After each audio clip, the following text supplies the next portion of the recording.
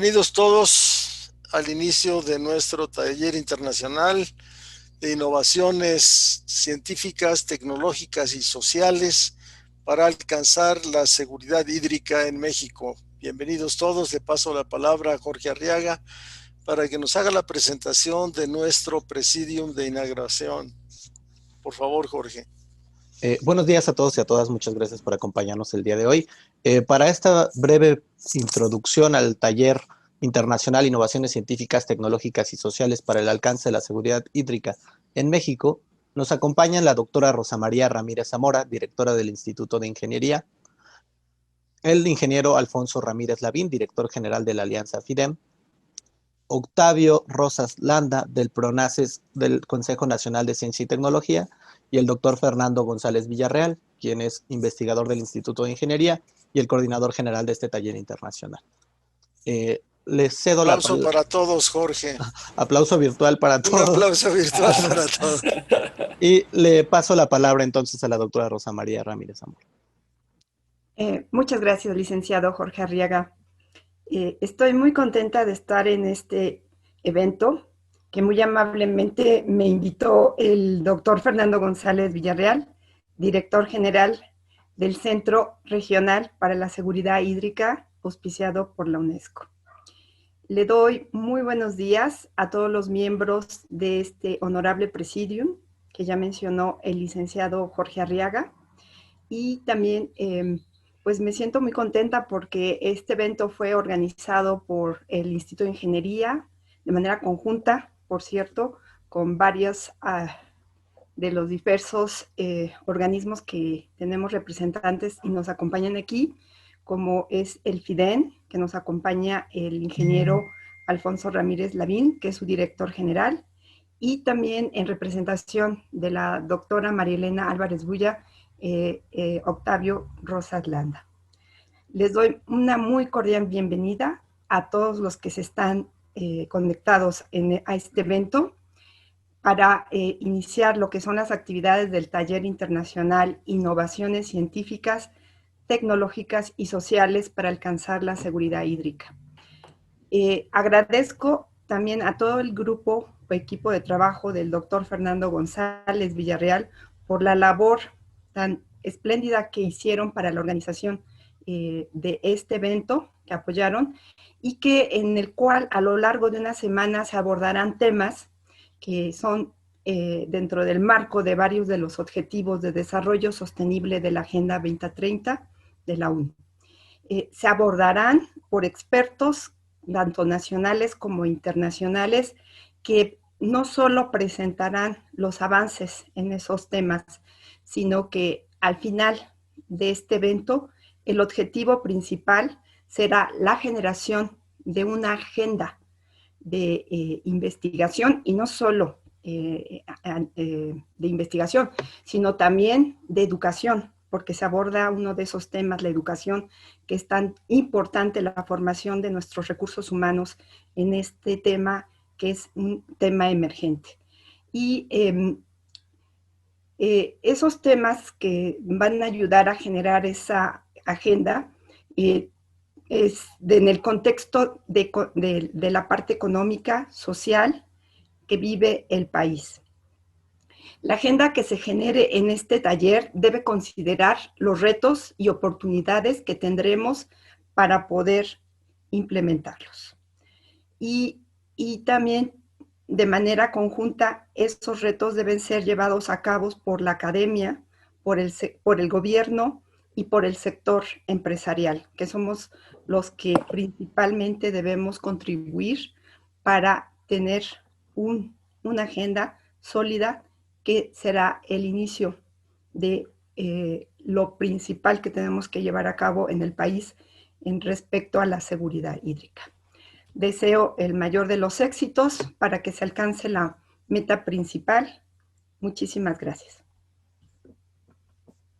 Muchísimas gracias a la doctora Rosa María Ramírez Zamora. Entonces ahora le damos la palabra al doctor Octavio Rosas Landa, del Consejo Nacional de Ciencia y Tecnología. Muy buenos días, tengan todas y todos ustedes. Como ven ustedes en la pantalla, mi nombre es Octavio Rosas Landa, yo soy catedrático en la Facultad de Economía de la Universidad Nacional Autónoma de México y formo parte del Consejo Ejecutivo del Comité Académico de el PRONACES, del Programa Nacional Estratégico de Agua y Cuencas del CONACYT.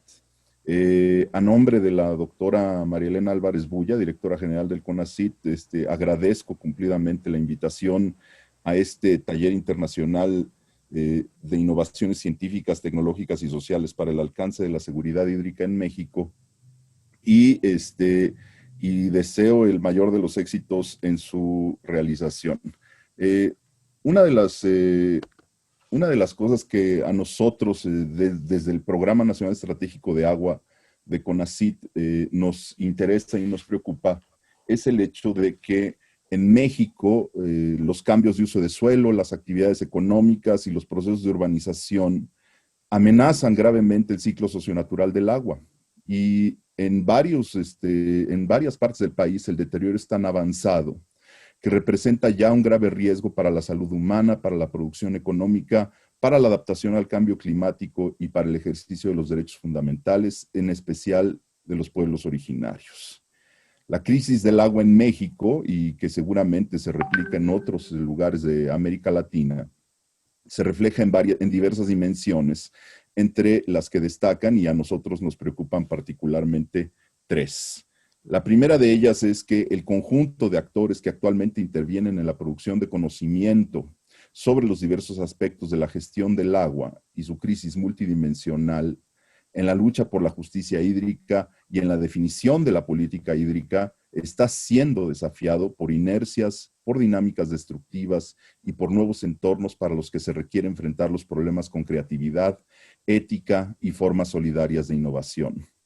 En segundo lugar, para nosotros también es fundamental considerar que las leyes, las normas y los modelos de gestión del agua y las infraestructuras y los instrumentos tecnológicos existentes muchas veces ya no responden a los cambios que exige el nuevo contexto del agua, particularmente ante desafíos tan complejos como el cambio climático, el agotamiento de las fuentes de agua para la reproducción social y económica, la crisis de la soberanía alimentaria, la protección de la salud o la viabilidad futura de las ciudades.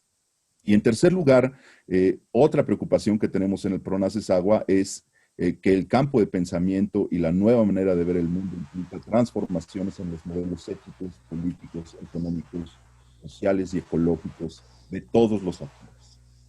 El reconocimiento de esta situación nos ha llevado a buscar promover la formación de equipos de investigación e incidencia colaborativos que articulen de manera novedosa la actividad de investigadoras e investigadores adscritos a instituciones de educación superior, que también participen en organizaciones de base comunitaria, en organizaciones sociales y civiles, así como funcionarios de instituciones públicas encargadas de la gestión hídrico-ambiental y, por supuesto, de empresas privadas y públicas para que identifiquen, conozcan y gestionen el diseño de alternativas para solucionar los problemas del ciclo socionatural del agua, cuya gravedad exige el diseño e implementación de instrumentos de diversa índole que lo solucionen en sus causas de fondo y se garantice así el logro de condiciones de justicia social, hídrica y ambiental en el país.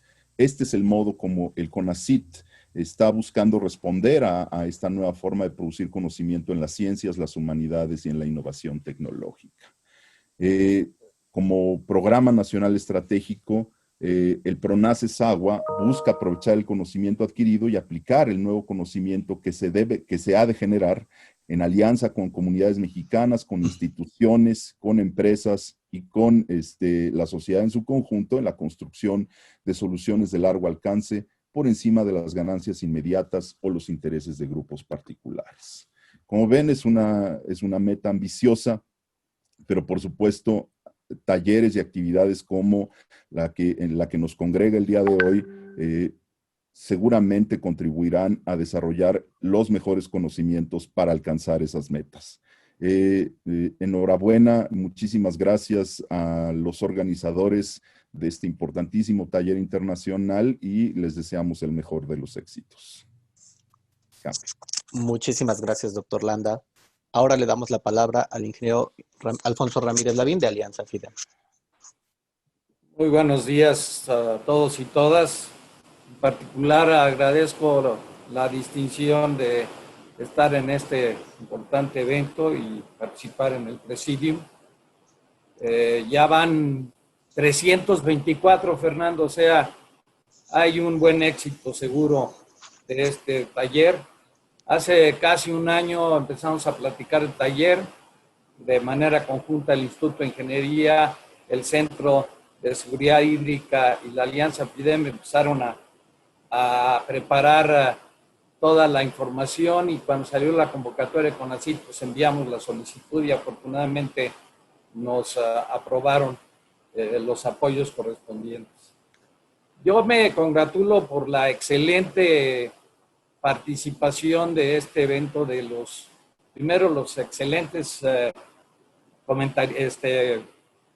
conferencistas de las conferencias magistrales, pero en particular de los espléndidos conferencistas, de algunos de ellos los conozco desde hace mucho tiempo, que siempre han estado metidos en el tema del agua. Pero además, en los tres grandes temas que va a abordar este taller, me parece fundamental que por primera vez se esté tocando un tema que siempre no lo vemos ni en la prensa, ni en los medios, ni en los eventos, y es el tema de Nexo. Y Nexo en particular por el tema de alimentos, dado que el 70% del agua disponible pues, se consume en los distritos de riego y poco se habla de ellos, y poco se habla de mejorar la eficiencia, tanto en la conducción, la distribución y sobre todo en la aplicación. Creo que ahí es donde está el gran tesoro, además del tesorito de Fernando González Villarreal, que ahorita comentará seguramente, la importancia que tiene, no nada más de tener más agua, sino además tener los alimentos que requerirá la población en general, y además que obviamente esto repercutirá en beneficio de la población rural. La Alianza ha venido realizando en los últimos 10 años en su existencia, curiosamente llevamos 10 eventos internacionales, con este de hoy serán 11, de diferentes temas, que nos va a permitir nos ha permitido más bien la participación en temas muy variados. Haría yo dos comentarios nada más. El seminario de abastos, superación de inundaciones y reciclamiento del agua de la Ciudad de México, que fue un seminario donde participaron muchos de los que están aquí presentes, y sobre todo el doctor Fernando González Villarreal. Fue fue oficiado por el Senado de la República, la Comisión de Ciencia y Tecnología de la senadora Beatriz Paredes, y finalmente se le entregaron las conclusiones a la jefa de gobierno de la Ciudad de México. Ese fue uno de los que hicimos a principios de este año, casi se terminó, por ahí de febrero, antes de la pandemia. Después también tuvimos un taller que de ahí salió la idea con Fernando, un taller sobre desastres, sus efectos en la infraestructura. Y es muy importante el cambio, porque generalmente este tipo de seminarios, congresos, se da con grandes conferencistas, con gran experiencia, pero no se aporta la experiencia de los demás, y estos talleres lo que permiten es, sí, un marco de referencia con la conferencia magistral, pero sobre todo el enriquecimiento con todos los participantes, no nada más los conferencistas, sino los 337, ya subió 337, Fernando, 338, aquí 339, mejor ya no lo digo, no voy a terminar. Nada más para terminar, creo que va a ser muy importante en las conclusiones, porque nos van a permitir hacer algunas adecuaciones a dos temas que nosotros hemos trabajado muy de cerca con la UNAM y con el Instituto de Ingeniería. Uno es la maestría en manejo del agua, que fue una iniciativa que tuvo Fernando y que la Alianza, con su metodología de inteligencia tecnológica, diseñó una extraordinaria maestría tomando las mejores prácticas internacionales. Seguramente que con lo que aquí se escuche tendremos que hacer algunas modificaciones al plan de estudios. Y la otra es la maestría que tenemos en construcción y mantenimiento. Hay un tema, que se tocará mañana, sobre operación y mantenimiento de la infraestructura. Y creo que este tema de mantenimiento y conservación cada día será más importante en México. Yo le agradezco mucho a Fernando y a la doctora Rosa María Ramírez por pues, habernos permitido participar aquí, y a CONACYT por el apoyo que nos dio, y enhorabuena, estoy seguro que saldrán cosas muy, muy importantes en beneficio de nuestras instituciones y en particular de nuestro país. Muchas gracias. Muchísimas gracias, ingeniero Ramírez Lavín. Por último, le doy la palabra al doctor Fernando González Villarreal. Doctor. Doctor, no lo escuchamos. Muchas gracias, Jorge. Quiero en primer lugar agradecerle mucho a nuestra directora del Instituto de Ingeniería, Rosa María Ramírez Zamora, por todo el apoyo que nos ha dado para poder llevar a cabo este taller en circunstancias realmente complicadas y difíciles. También a Octavio Rosaslanda, representando al CONACYT, sin cuyo apoyo no habríamos realizado el taller. Alfonso Ramírez Lavín, mi amigo de siempre, que Confidem nos ha apoyado para hacerlo. Y a todos ustedes, conferencistas, maestros, comentaristas, panelistas y participantes en los talleres, que hacen realmente una comunidad muy rica y muy diversa, no solo de ingenieros, sino de todas las profesiones y de muchos países de América Latina. Ahorita les digo cuántos. Muchos se preguntarán por qué el tema, por qué dijo Alfonso Ramírez Lavín. Hace más de un año pensamos que la innovación primero está en el corazón realmente del desarrollo y del avance de los pueblos. Más allá de la inversión, más allá inclusive de el control poblacional, aprendimos en el medio internacional hace mucho tiempo que la clave del desarrollo de los pueblos está en la innovación. Y segundo, que uno de los problemas más importantes de México es esta variabilidad climática tan grande que nos tiene por nuestra posición geográfica. O sea, nuestra hidrología nos lleva de las sequías a las inundaciones, y esto también muy afectado por el cambio climático. Entonces pensamos, para México en el futuro será muy importante innovar para alcanzar la seguridad hídrica, y es el tema fundamental de nuestros talleres. Hablemos un poco de qué es la seguridad hídrica, y básicamente les diré que tiene 4 componentes. La primera componente es garantizar el acceso al agua potable en cantidad y en calidad suficiente.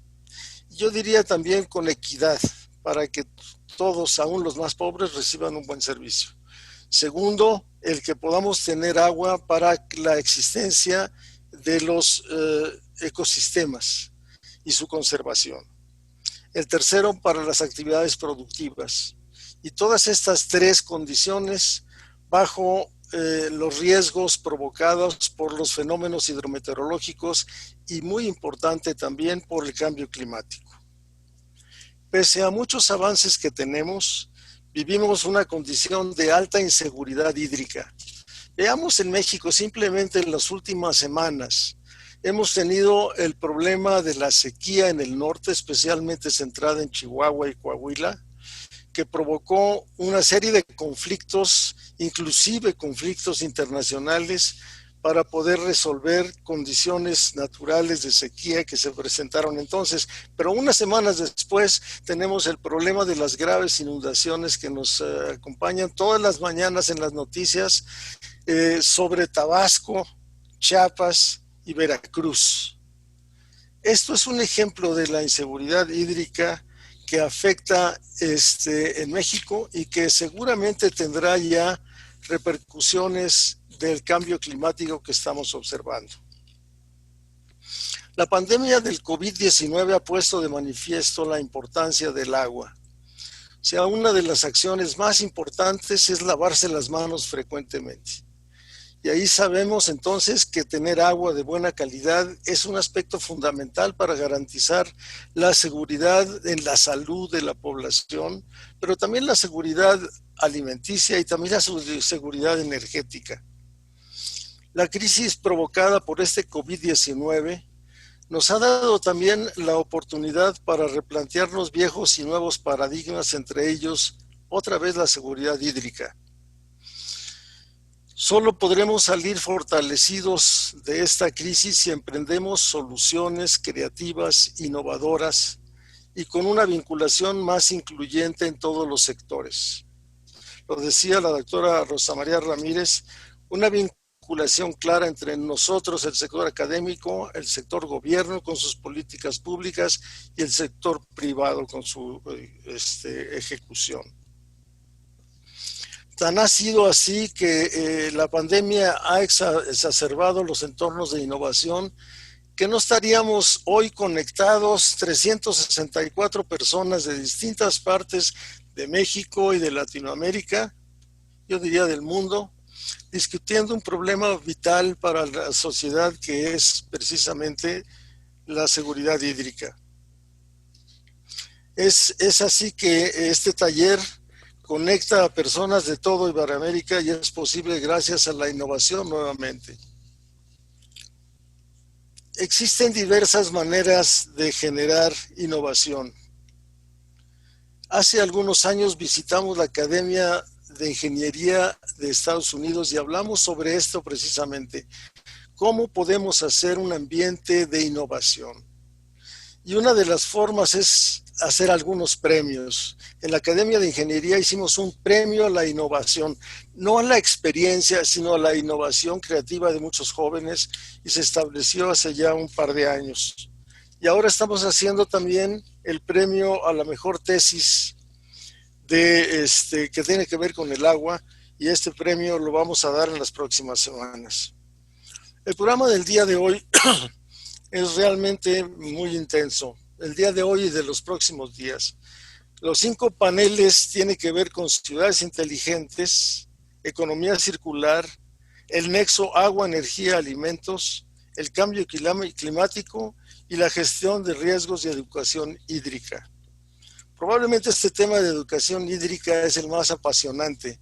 Ya estamos trabajando en él. Los invito a que visiten nuestra página de la Red del Agua UNAM para que vean y se puedan inscribir en el MOOC. Háganlo y creo que será una grata experiencia. Algunos números. El esfuerzo de organizar el taller ha llevado a que tengamos 5 panelistas magistrales, ponencias magistrales, 15 comentaristas, 5 moderadores, 50 profesionales en los talleres. Nos acompañan desde España, Colombia, Estados Unidos, Venezuela, Argentina, Chile y de prácticamente toda la República Mexicana. Tenemos registrado en los 5 paneles y talleres más de 2.500 personas. Finalmente quiero agradecer a todos. No hubiera sido posible organizar este evento sin el apoyo del Instituto de Ingeniería, de la Universidad Nacional Autónoma de México, de la Alianza FIDEM y de CONACYT. Agradezco en particular el apoyo de Jorge Arriaga, Enrique Aguilar, Felipe Arreguín, quienes ayudaron a coordinar los paneles y talleres, a todo el equipo de trabajo, Marie Claire, Angélica, Michelle, Gabriela, Joel, José Antonio, Leopoldo y Filadelfio. También a todos ellos les agradezco mucho el poder haber hecho algún esfuerzo de creatividad para cambiar el propósito original, que era tener paneles presenciales, esto en marzo, y la pandemia nos ha venido obligando a cancelar o a hacer algo virtual. El equipo completo decidió ir adelante, hagámoslo virtualmente, tomemos la responsabilidad de innovar, el taller mismo nos lo pide. El tiempo y la dedicación que nos han regalado todos los participantes para promover el ambiente de seguridad hídrica en México es verdaderamente invaluable. Si queremos contabilizar las horas dedicadas y los niveles de las personas, sería imposible de poderles pagar, y nos han hecho el favor de participar en forma prácticamente gratuita. Gracias a todos mis amigos del Presidium y a todos los asistentes, y les deseo que podamos realmente intercambiar experiencias para poder mejorar la seguridad hídrica de México, de América Latina y el Caribe. Muchas gracias a todos por su participación, y le paso la palabra a nuestra directora del Instituto de Ingeniería, la doctora Rosa María Ramírez, para que nos haga favor de declarar inaugurado nuestro taller. Muchas gracias. Muchas gracias, doctor Fernando González Villarreal. Siendo las 10:30, declaro oficialmente inaugurado el Taller Internacional Innovaciones Científicas, Tecnológicas y Sociales para alcanzar la seguridad hídrica en México. Y como mencioné, que ojalá como resultado de todas las actividades que se van a llevar a cabo en este taller, se pueda generar una agenda nacional que marque las pautas en investigación y educación o formación de recursos humanos de alto nivel, que esté encaminada en los contextos económicos, políticos, social del país a mejorar la seguridad hídrica de nuestro México. Muchas gracias. Un aplauso virtual. Para ustedes, mucho éxito. Muchas gracias. Muchas gracias, Seguimos, doctor. Jorge, para que continuemos con la primera sesión. Sí. Del panel. Muchísimas gracias a la doctora Rosa María Ramírez Zamora, directora del Instituto de Ingeniería, al ingeniero Alfonso Ramírez Lavín, director general de Alianza FIDEM, y al doctor Octavio Rosas Landa, representante del CONACYT. Muchísimas gracias por acompañarnos en esta brevísima inauguración, y pasamos entonces sin más a la primera mesa del día de hoy, que es Ciudades Inteligentes en la Gestión Sustentable del Agua. Les pediríamos a los panelistas si pueden prender su cámara, por favor, si nos agradeceríamos mucho. Y bueno, para moderar esta sesión nos acompaña la maestra Loreta Castro Reguera Mancera, quien es profesora de la Facultad de Arquitectura de la Universidad Nacional Autónoma de México, y también es coordinadora del Grupo de Análisis justamente de Ciudades Inteligentes de la Red del Agua de la UNAM. Loreta, te habilito el micrófono y tienes la palabra.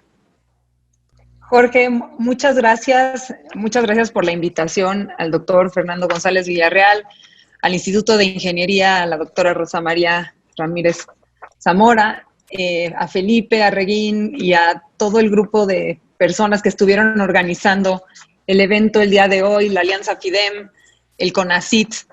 Para mí es un honor estar presente en este evento y poder moderar este panel, que además es extremadamente interesante. Tenemos expertos, grandes expertos en el tema del agua en las ciudades. Y voy a empezar leyendo las semblanzas de los 4 expertos que van a participar en esta mesa. Primero de la ponencia principal, que la dará el doctor Franz Rojas, que es doctor en Gobierno y Políticas Públicas, coordinador de la Agenda de Agua en el CAF y gobernador alterno en el Consejo Mundial del Agua. Es magíster en Ingeniería Hidráulica e ingeniero civil de la UNAM, graduado con la medalla Gavino Barreda, con experiencia de más de 30 años en América Latina. Fue coordinador del Programa de Agua y Saneamiento WSP del Banco Mundial en Bolivia, asesor principal en agua de la cooperación alemana GIS en Perú y en Bolivia por 12 años. Condujo el ente regulador de agua de Bolivia por nombramiento presidencial. Fue gerente nacional de Ingeniería y Normas Técnicas y antes subgerente de estudios en Conagua, México. Consultor de organismos internacionales en 3 continentes y cuenta con varios libros publicados. El doctor Franz Rojas. Después contaremos con 3 otras ponencias. También voy a leer las semblanzas de estas otras 3 expertos. El maestro Ricardo Sandoval Minero, es ingeniero civil por la UNAM, maestro en modelación, optimización, organización y decisiones por la Universidad de París Dauphine, y maestro en investigación de operaciones por la UNAM. Ha trabajado en el desarrollo de fondos de agua en Monterrey, Guanajuato y Ciudad de México, así como proyectos para implementar sistemas de gestión de activos, reducción de agua no contabilizada y mejora de la eficiencia energética en agua y saneamiento. Fue secretario ejecutivo de la Comisión Estatal del Agua de Guanajuato y consultor en agua y saneamiento del Banco Interamericano de Desarrollo. Actualmente es consultor de Sextante Consultores. Gracias, doctor Ricardo Sandoval Minero. Después tenemos al ingeniero José Daniel Rocha Guzmán, que es ingeniero civil por la UNAM. Ha colaborado en el desarrollo de diversos proyectos del Instituto de Ingeniería de la UNAM relacionados con la eficiencia de sistemas de agua potable y saneamiento en el programa de manejo, uso y reuso del agua en la UNAM, UMAGUA, y el programa de apoyo al desarrollo hidráulico de los estados de Puebla, Oaxaca, Tlaxcala. Actualmente es el coordinador ejecutivo del PUMAGUA. Gracias al ingeniero José Daniel Rocha Guzmán. Y finalmente contaremos con la participación del doctor Luis Javier Castro Castro, ingeniero civil por la UNAM, maestro en ciencias e investigación a nivel doctorado en ingeniería de sistemas urbanos y políticas de planeación en Northwestern University, Chicago, alumni senior del IIASA en Viena, miembro emérito del CICM, cuenta con 47 años de experiencia en temas relacionados con desarrollo de ciudades, políticas públicas urbanas y regionales, economía urbana, modelos de migración interna e internacional, vivienda social y evaluación de proyectos. Ha sido asesor del BID, Banco Mundial y del Instituto Internacional para el Análisis de Sistemas Aplicados, IIASA, así como ocupando posiciones de alto nivel en el sector público y federal y privado en México. Muchas gracias también al doctor Luis Javier Castro Castro. Bueno, sin mayores comentarios, vamos a darle la palabra al doctor Franz Rojas, quien va a presentar la conferencia magistral para esta mesa. Bienvenido, doctor Franz Rojas. Muchas gracias. Me escuchan bien, ¿verdad? Bueno, para mí es un enorme placer. Agradezco mucho la distinción para la invitación a esta conferencia. Muy honrado con poder estar compartiendo una visión sobre gestión inteligente del agua y su relación con las ciudades inteligentes. Me van a apoyar con la presentación. Muchas gracias. Quiero agradecer de manera particular a Sergi y al doctor Fernando González Villarreal por esta distinción y espero que pueda ser una presentación que pueda cubrir las diferentes expectativas de los oyentes. Lo he denominado gestión inteligente del agua en ciudades y ahí vamos a ver en la presentación la relación entre ciudades inteligentes y lo que entendemos como gestión inteligente del agua.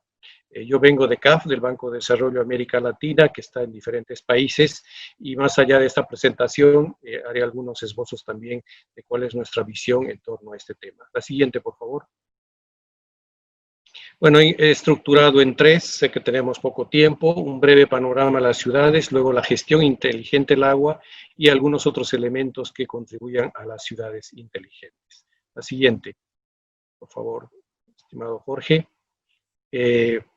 Bueno, yo quisiera la siguiente, destacar el proceso de urbanización que ha tenido el mundo, ¿no? Y podemos ver que en los años 60 podíamos tener muy poca población, más rural que urbana, y sin embargo por el 2008 ya pasa a liderar la urbanización o la población que vive en las ciudades urbanas, y a partir de eso tiene y está teniendo un crecimiento exponencial. Tanto así que actualmente el 56% de la población mundial vive en áreas urbanas, algunas ciudades incluso, o algunos países, mejor dicho, concentran más del 70% de su población, hay que decir Uruguay, donde estoy radicando, y otros países latinoamericanos. Y su incidencia en el PIB es altísima, más del 80%, y esto va a seguir creciendo.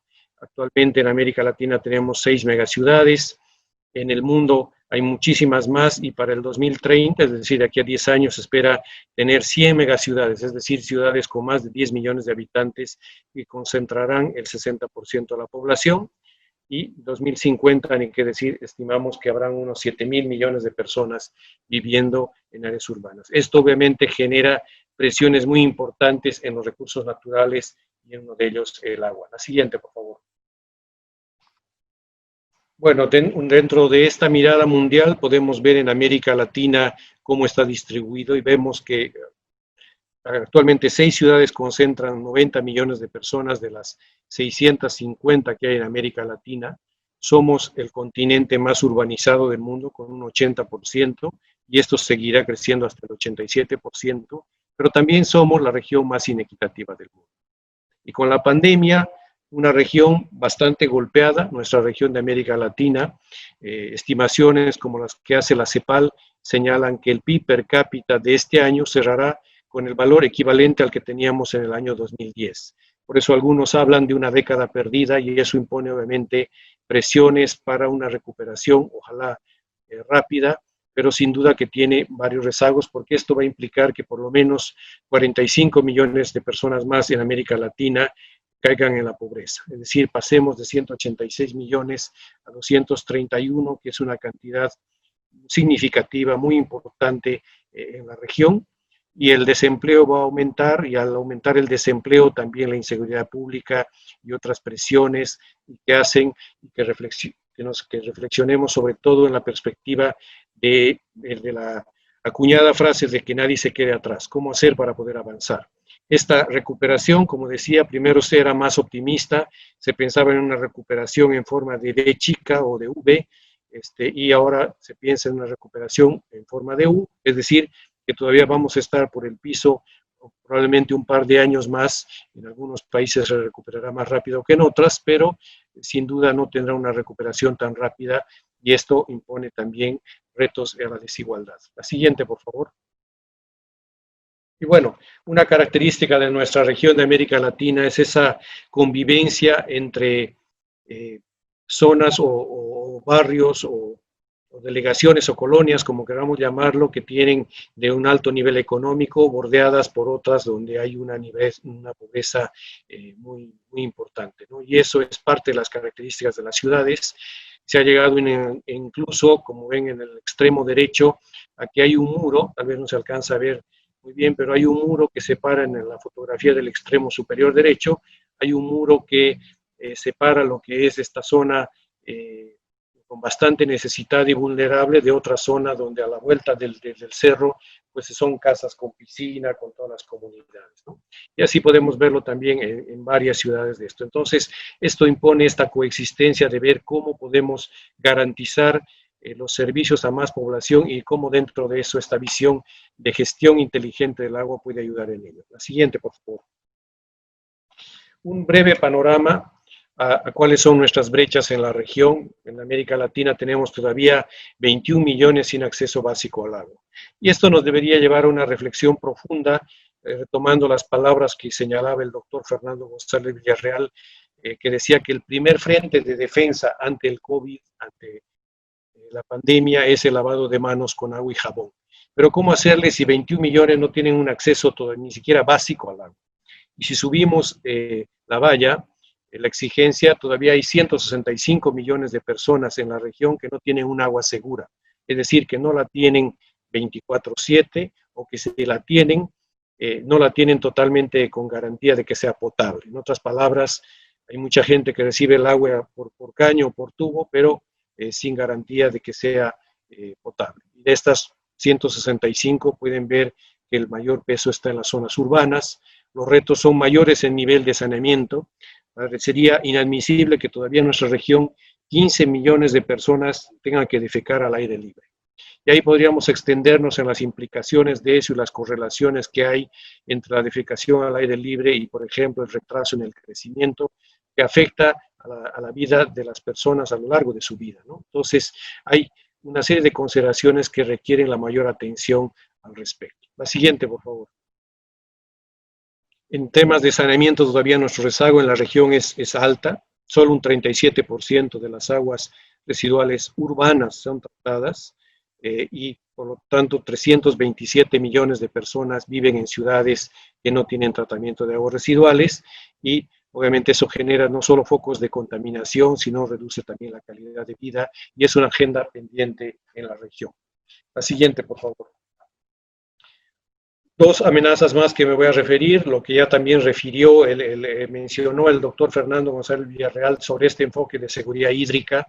no solamente es para garantizar el acceso al agua potable, la protección de los ecosistemas que lo veíamos, sino también para la gestión de extremos. Y vemos que hace muy pocos años en diferentes países, en diferentes regiones, hemos tenido sequías muy extremas, muy fuertes, que incluso se tuvo que hacer filas resguardadas por policías, como pueden ver en la foto del medio, para que la gente pueda de piletas públicas poder acceder al agua y evitar conflictos entre los propios vecinos por unos tachos de agua, ¿no?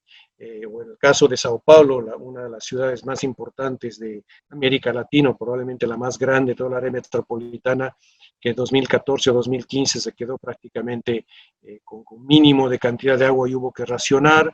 Y en el otro extremo tenemos como países como Trinidad y Tobago, que en 2018 el 80% del área del país estuvo afectado por las inundaciones. Y el doctor mencionaba, con toda razón, que esto ya se vuelve casi cotidiano. La semana pasada las sequías en Chihuahua, en Coahuila, o las inundaciones en la parte de Tabasco, y entonces, desde esa mirada, ¿qué podemos hacer para poder gestionar el agua? La siguiente, por favor.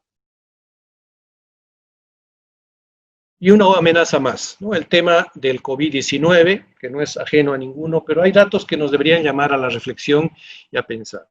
Por un lado, la región de América Latina representa el 8 o 9% de la población mundial, me refería a esos 650 millones de personas que vivimos en la región. Sin embargo, de los casos reportados del COVID, el 24% están en América Latina. Y un dato todavía más preocupante, el 32% de las muertes totales registradas también están en nuestra región, ¿no? Son reflexiones sobre nuestros sistemas de salud, pero también sobre esos niveles de acceso básico o esencial a aquellos temas que tienen que ver con agua y salud. Y desde nuestra mirada sectorial, obviamente, son números que deberían llevarnos a una reflexión. Si pueden ver, ahí la región de América Latina es la que está con un café oscuro, es decir, es una de las más golpeadas con esta pandemia que nos afecta a todos, pero como ven, a unos más que a otros. La siguiente, por favor. Ahora bien, entremos en la gestión inteligente del agua en ciudades y desde esa perspectiva, la siguiente, algo interesante es ¿qué es ciudad inteligente? Y bueno, nos hemos encontrado con una cantidad de definiciones que tratan de ilustrar esa configuración con diferente tipo de letra, porque nos encontramos por lo menos con 20 definiciones de ciudad inteligente.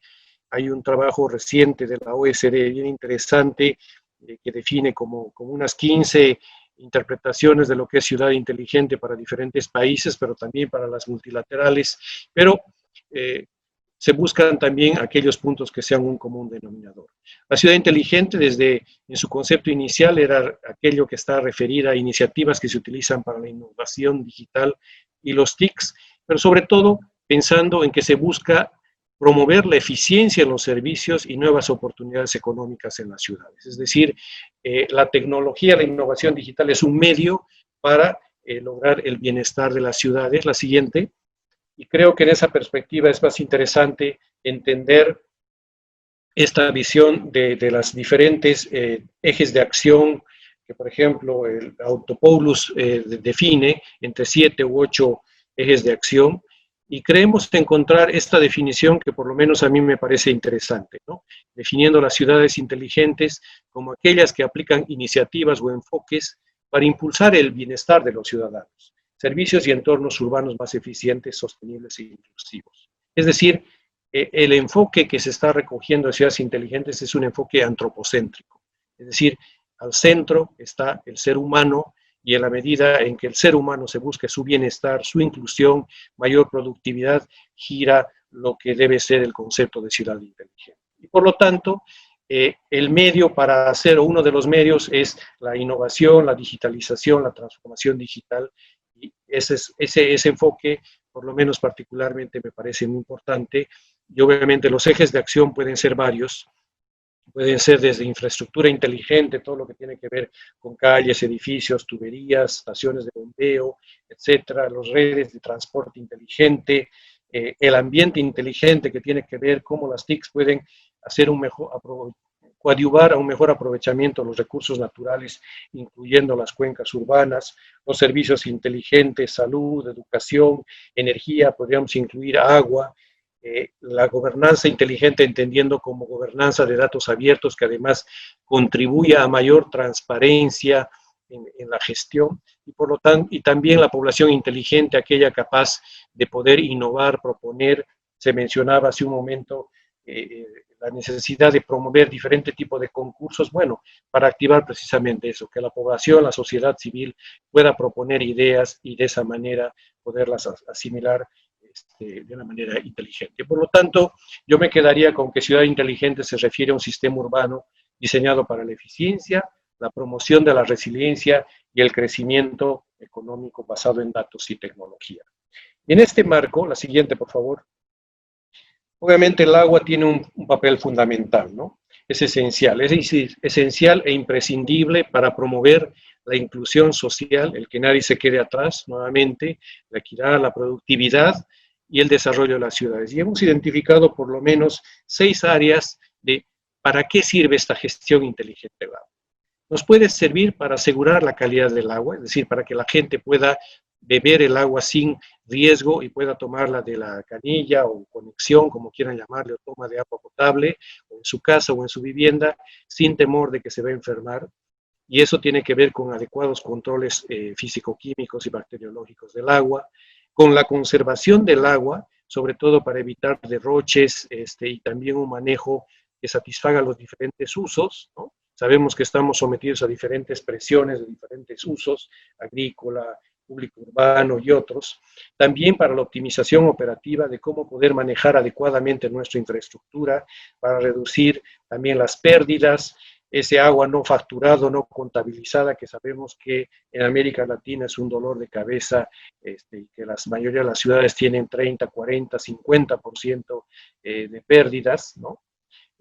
Pero sobre todo además también para un mejor relacionamiento con el ciudadano.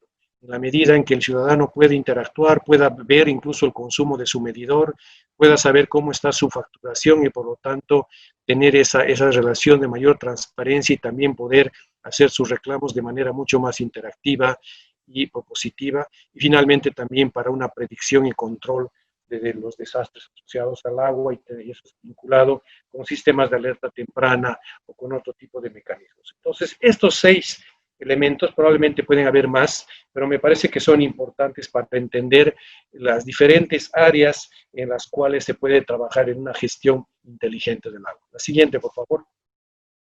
Y los beneficios, ahí están retomados esos 8 beneficios.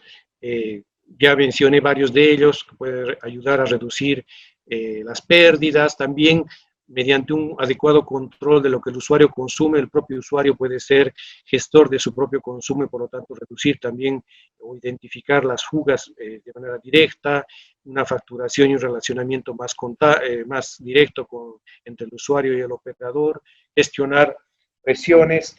Y en general, ¿por qué nos interesa, por ejemplo, a los bancos de desarrollo como CAF apoyar este tipo de iniciativas? Porque entendemos que a través de una gestión inteligente del agua podemos promover servicios sostenibles, pero además también apoyar a una mayor resiliencia. En la medida en que el recurso hídrico es finito, es vulnerable, como todos los que nos están escuchando lo conocen, pues entonces poder aprovechar de una manera mucho más eficiente el agua para dar a aquellos que todavía no la tienen o aquellos que la tienen, pero solo unas horas al día. Por lo tanto, tiene que ver con servicios sostenibles, con resiliencia al cambio climático y en esa lógica todos estos beneficios que también son directos al operador, pero también al usuario, nos posibilitarán ambientes mucho más sostenibles y con mayor gobernanza. La siguiente. Este es un esquema, si quieren, bastante gráfico de los diferentes potenciales, desde la captación de agua, que está en el número 1, se puede evaluar cantidad, calidad, también los controles que pueden haber en diferentes estaciones previas, en las potabilizadoras uno puede ver niveles, calidad del agua, diferente dosificación de insumos, y en la red obviamente todo a través de control de redes, de presiones, de caudales por distritos hidrométricos y como tal. Y en la parte de tratamiento de aguas residuales también hasta puede uno detectar obturaciones, calidad del agua del efluente y su disposición cuerpo de agua. Entonces, la siguiente, por favor. Este es simplemente Doctor, disculpe la interrupción, solo para avisarle que le quedan 4 minutos. Bien, vamos rápido. Entonces, este me parece que es importante porque recoge cuáles son las tecnologías y herramientas en la gestión integral del agua. Es decir, hay infraestructura inteligente, toda la sensorización de las tuberías, la medición a través de los smart meters para macro y micromedición y poderlas evaluar a larga distancia. Esto tiene que obviamente servirse de unas soluciones de comunicación que son diversas. En muchos casos se puede recurrir al almacenamiento en la nube, el cloud computing o el blockchain, son términos obviamente que se pueden traducir. El sistema de información geográfico para poder ayudar a simulaciones y a tener una visión territorial. El SCADA para la integración de datos y una ayuda de toma de decisiones que pueden venir de diferentes fuentes. Los modelos de optimización que tienen que ver con estos modelos de balance hídrico, de simulaciones, proyecciones, particularmente importantes durante la pandemia, y la comunicación que puede integrar diferente información, incluso de otros sectores como de salud, de tenencia de la tierra y otros que ayuden a la toma de decisiones. La siguiente, vamos más rápido, por favor.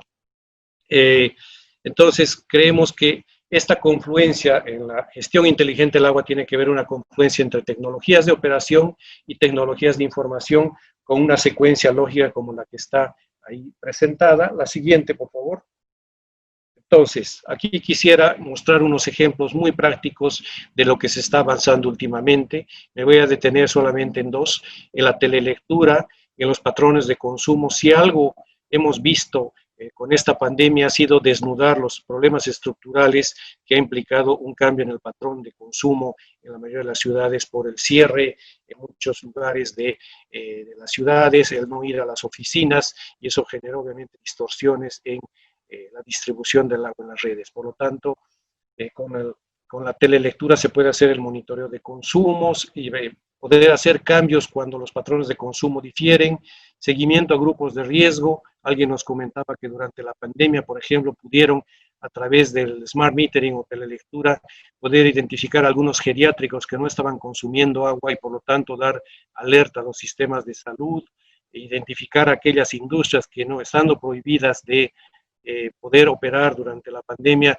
estaban utilizando el agua. Es decir, podemos ver que esto nos sirve no solamente en una gestión estable, sino también en situaciones como la que estamos atravesando de pandemia y de esa manera tener decisiones adecuadas. Y en tema de detección de fugas, hay hasta estos módulos que son no intrusivos como este Nautilus u otros que ya a través de sensores nos pueden dar por diferencia de intensidad de sonido dónde están las fugas. Entonces las oportunidades son múltiples, no tenemos más tiempo, así que simplemente tengo unas cuantas diapositivas más. La siguiente.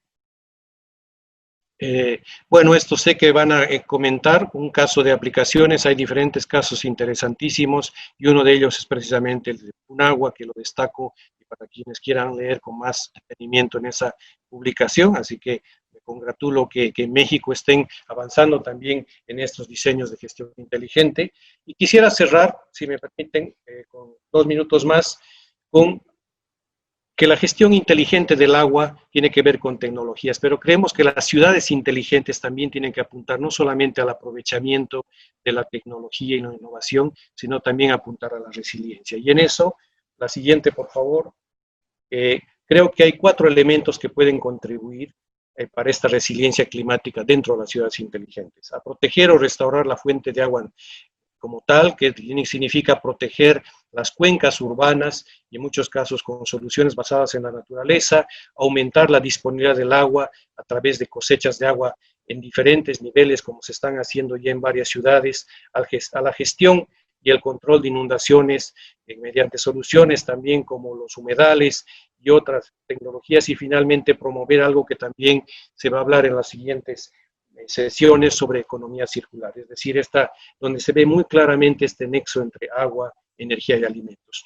La siguiente, por favor, simplemente para mostrar, ahí podemos ver, cuando hablamos de esto nos referimos a acciones como reforestación, como los techos verdes, como los muros verdes, las cosechas de agua y otros. La siguiente, que nos permitan apuntar, y sin duda, cuando hablamos de economía circular en ciudades inteligentes, es no solamente tratar las aguas, sino podemos aprovechar las aguas residuales tratadas para propio beneficio, puede ser para riego, puede ser hasta inclusive para consumo humano, podemos aprovechar la energía para generar la propia energía de la planta, como ya se está desarrollando en esta planta que le estamos nosotros como CAA financiando junto con otros multilaterales en Panamá, a Juan Díaz, o también podemos aprovechar incluso los lodos para el mejoramiento de suelos. Es decir, es concebir que lo que antes eran considerados desechos son recursos que pueden ser utilizados. Creo que en este enfoque, la última, por favor, la siguiente,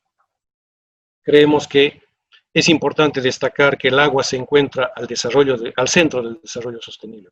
Es imprescindible para la inclusión y la equidad social, y la gestión inteligente del agua es un proceso de avance gradual mediante esa combinación de tecnologías de operación y tecnologías de información. Hay, sin duda, beneficios tangibles de avanzar hacia una gestión inteligente del agua, no solamente en reducción de costos y otros, sino también en mejorar la transparencia y la relación con los ciudadanos. Y por lo tanto, las ciudades inteligentes deben aprovechar el uso de estas tecnologías en una visión antropocéntrica, como dije, para el beneficio humano, pero también ecocéntrico en la perspectiva de tomar en cuenta que el ser humano vive en un entorno, en un sistema, y que es necesario preservarla y de esa manera poder avanzar en una mayor resiliencia climática. Muchas gracias por su atención.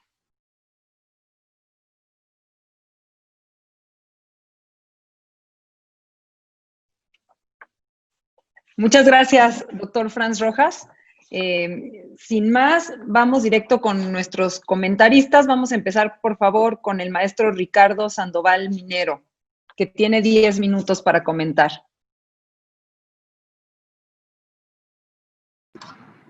Hola, muchas gracias. Muchas gracias, buenos días y un gusto y un honor también que me hayan invitado a hacer este comentario a la presentación del doctor Franz Rojas, excelente profesional y amigo, y quien también dejó acá en México, en Comisión Nacional del Agua, también una importante aportación. Pues es un tema muy amplio, 10 minutos son relativamente poco. Yo quisiera hacer algunos comentarios simplemente a ciertos temas, ¿no? Creo que esta emergencia de los sistemas de tecnología para mejorar la inteligencia y el manejo del recurso y los servicios representa sobre todo una gran propuesta, tiene un potencial enorme, y todavía necesita acompañarse de otras condiciones. Eso yo creo que sería la síntesis de lo que yo les quiero comentar.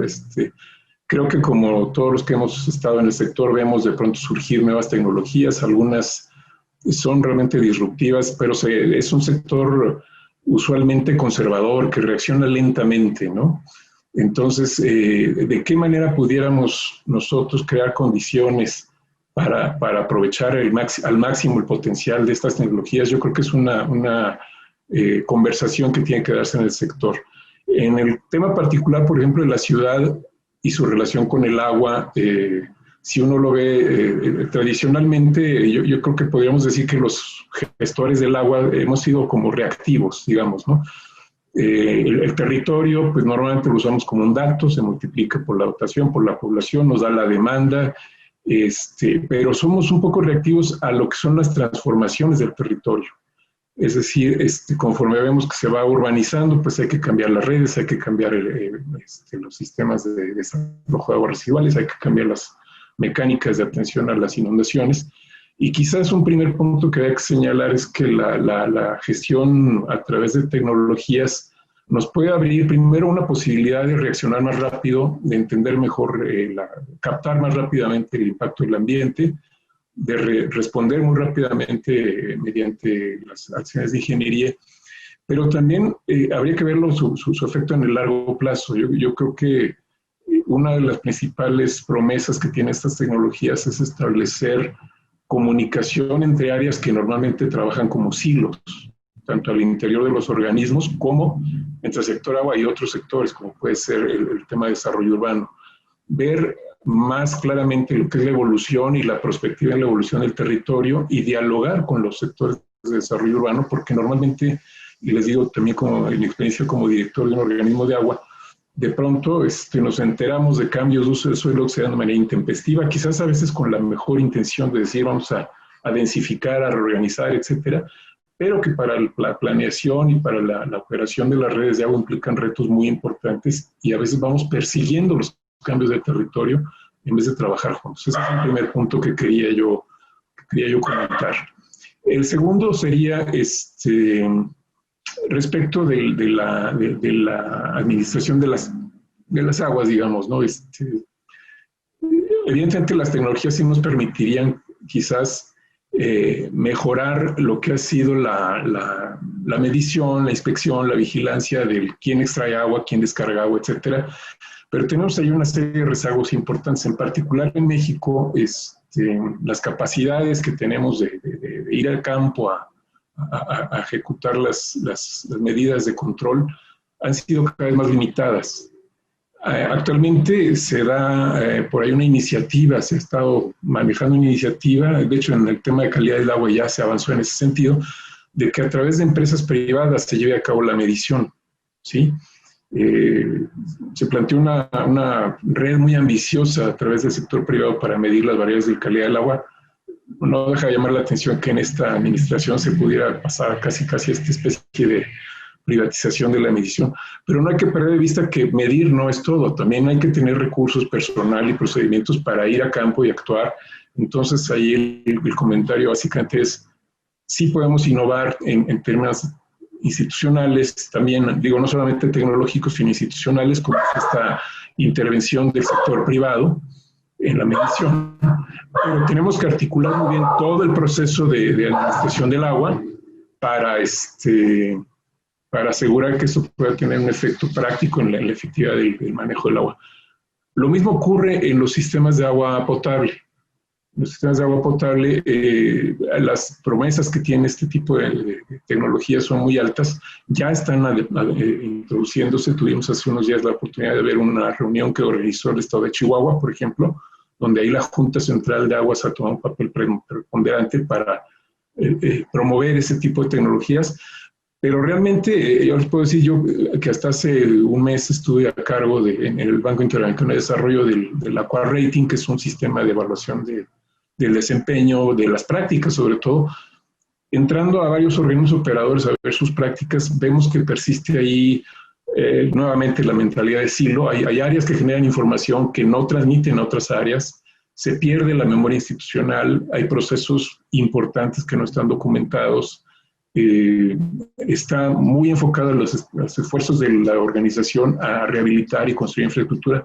Entonces, un concepto de manejo inteligente del agua que está muy enfocado a mejorar las eficiencias necesita un entorno que induzca, que premie la mejora de eficiencias. Y creo que en eso México todavía tiene que cambiar sus esquemas de gestión, porque estamos todavía en un sistema de subsidios a la inversión que fue muy útil. En 50 años logramos avanzar en coberturas más rápido que el crecimiento de la población, pero ese mismo sistema de subsidios no está siendo propicio para favorecer la mejora de eficiencias, ¿no? Habría mucho que hablar al respecto, pero digamos, no hay un premio a los organismos que demuestren de manera verificable sus eficiencias. Quizás por último, nada más en este tema, también hemos visto que hay organismos que están implementando sistemas de gestión inteligente del agua, pero, por ejemplo, no cuentan con un sistema de gestión de activos. Entonces, lo ideal sería entender primero cuáles son mis activos más importantes para saber en dónde voy a empezar a sensorizar y en dónde voy a tener que hacer una supervisión. El segundo tema es el riesgo, un análisis de gestión de riesgos. Tenemos que sensorizar aquello donde podamos tener fallas que puedan resultar catastróficas, ¿no? Y un tercer asunto en general es que podamos sensorizar aquello que justamente nos permita medir nuestras mejoras de eficiencia y que el propio entorno nos pudiera propiciar esas mejoras de eficiencia. Yo quisiera cerrar con una serie de propuestas muy concretas que quizás se puedan discutir en otro momento. Primero, este esquema de financiamiento del sector sería ideal que pudiera cambiar de manera que propicie la mejora verificable de eficiencias en los sistemas. Segundo, adoptar estas tecnologías muchas veces va a requerir que hagamos innovaciones en los procesos de adquisiciones y licitaciones. Por ejemplo, procesos enfocados a objetivos o que podamos comprar tecnología como servicio y no como producto, para no comprar lo más barato, sino lo que más impacto tiene. Tercero, lo que ya comentaba, vincular el manejo inteligente del agua a procesos muy concretos que no necesariamente sean tecnológicos, pero que sean, digamos, incentivados desde la autoridad, de gestión de activos, de gestión de riesgos y de evaluación del desempeño. Y por último, pero creo que una parte muy importante que ya comentaba también Franz, las tecnologías nos dan la posibilidad de tener una comunicación bidireccional entre el operador y el usuario. Hasta ahora lo que yo he visto en México es que se han estado sí comprando medidores inteligentes, pero primero no siempre se están aprovechando de lleno esa información porque no se tienen los procesos internos en el organismo para trabajar con esos datos tan ricos. Y segundo, no se está aprovechando para que el usuario sea parte también de este cambio y que tenga información sobre su consumo, sobre sus patrones, sobre el impacto en el precio, sobre la calidad del agua que está recibiendo. Y esto genera una nueva forma, una gobernanza que pueda ser constructiva, que no sea vindicativa, que no sea concebir el derecho al agua como un tema de contencioso, ¿no? Sino un tema de construcción colectiva de cada vez mejores servicios mediante una comunicación más sana con los usuarios. Creo que hay muchísimos temas que ver en este asunto, pero bueno, eran los que yo quería comentarles y espero que de la discusión salgan nuevas orientaciones para tener una discusión rica en el sector con estas nuevas tecnologías. Y pues muchas gracias por su atención.